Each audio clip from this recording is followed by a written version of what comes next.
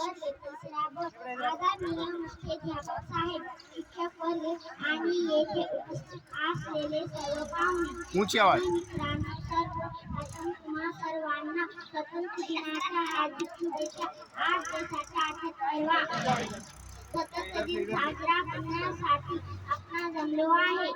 यंदा विकसित भारत या थीमवर आपला देश स्वातंत्र्य दिन साजरा करत आहे.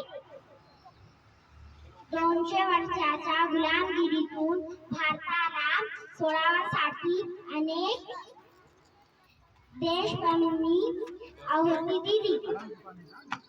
आजच्या दिवशी सर्व भारतीय नागरिकांना सन्मानी नतमस्तक होत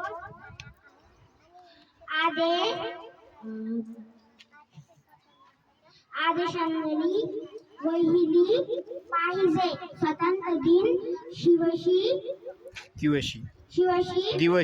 दिवशी देशाचे पंतप्रधान लाल किल्ल्यावर तिरंगा फडकवतात. यावेळी 31 तोफांची सलामी दिली जाते. हवे 30 प्रत्येक भारतासाठी अभिमान आहे. एवढे मी माझा भाषण संपवते.